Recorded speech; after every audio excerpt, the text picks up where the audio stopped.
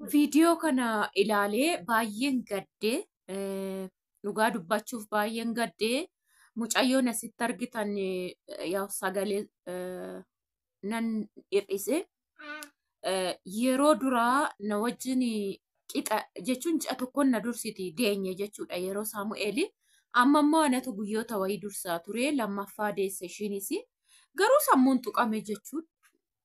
Duraanii akka piraankiin se'anillee yeroo ilaalumoo bargeet qilleensa naqsiisanii minaamina piraankii miti jedhee viidiyoo lama booda nanamanii jechuudha. Obboleetti bira jira duras yeroo deessu ammallee bira jirti akka tasaa qoshaashaa gattee jedhu fooqirraa gamanni isaanii kondominiyeemii jechuudha. Qoshaashaa baastee gatteetu mananii jiru jettee sababa ta'e malee qoshaashaa gatuun nu dhiisati haramni guyyaa tokko daheen gadi ba'aa iddoo fi dhaqee deebi'aa akka waan ta'e garuu keenya hin hammaata. Ashamaa hordoftoota koo isinirraa fadhee miti nagaan waaqayyoo isiniif haa baay'atu jirtu. Ani nagaa kooti galata waaqayyoo dhuga dubbachuuf sa'aatii tokko galgala keessaa na waraaba too hin jedhuun biizii ta'e. Chaanaala kanaaf haaraa warri taatan seenatii sabiskiraayib godhaa isiniin jechuu barbaada. Yoommoo viidiyoon kun isinitti tole sheer laayik gochuu hin dagatinaa isiniin jedha. Innaa har'a kan hin qabadhee dhufe akkuma argitan viidiyoo irratti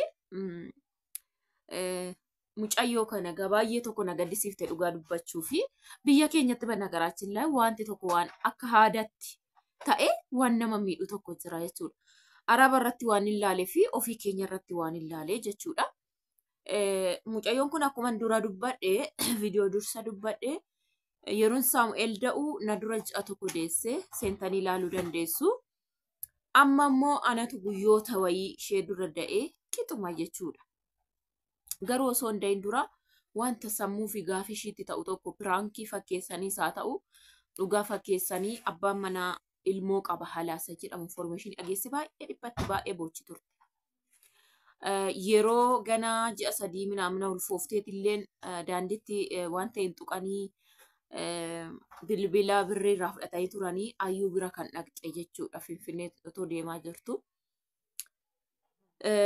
Sammuun dubartii yeroo ammas deebitee deessuu fi mana hooltuu fi daa'ima guddistu wanta xiqqoodhanii nama jalaa deema beektu.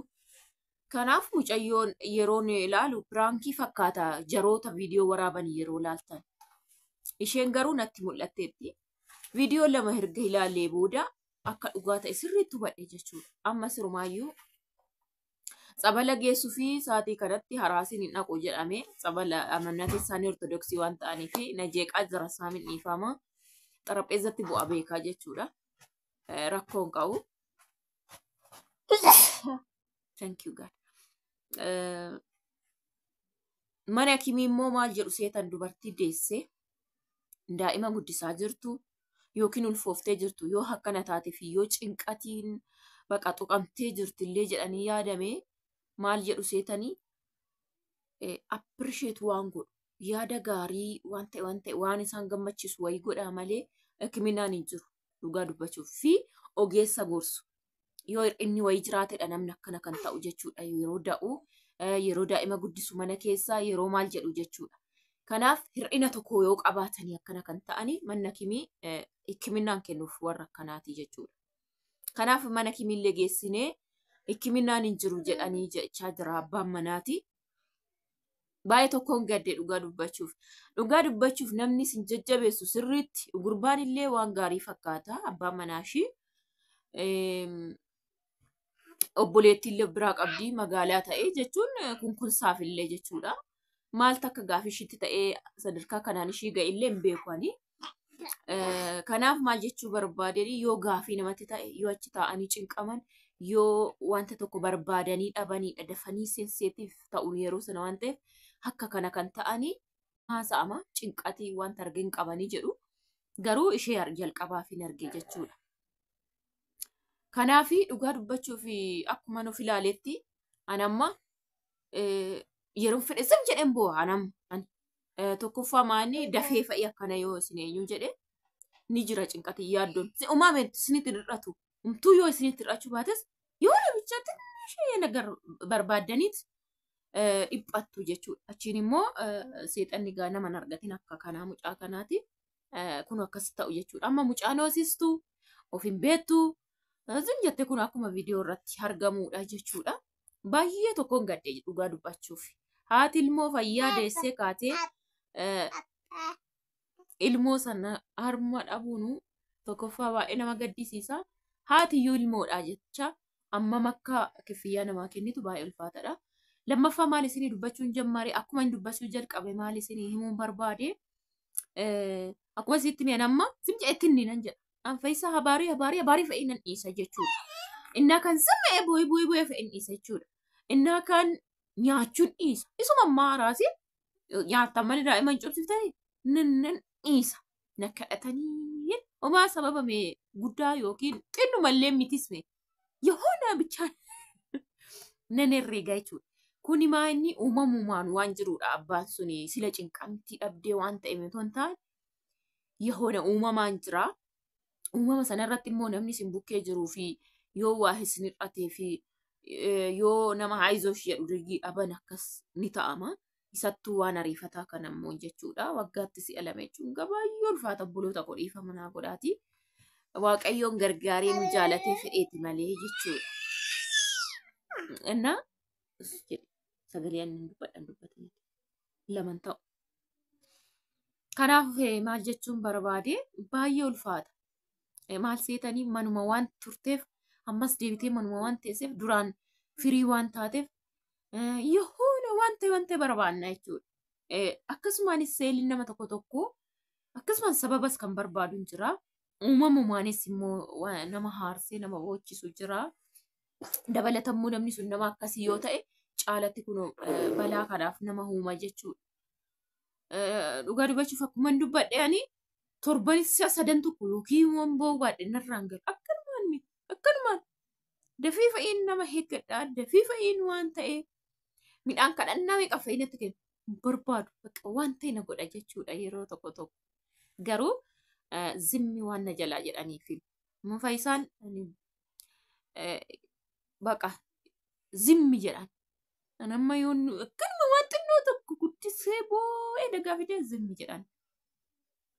Maal barbaadden jedha dursees silan yoo na hargina beeka ta'e dursees waan ta'e godha sanarraani narraa gala garuu uumamumaan yoon boo'e immoo narraa gala caalatti kan koo'isuma qoricha malee hin dhabamu. Amma namni tiktok irra kolfu muluun irraa boo'ee deebi'ee dhufee haasa'a malee yeroo ulfaa fi eenyuun baay'ee nama haarsa jechuudha.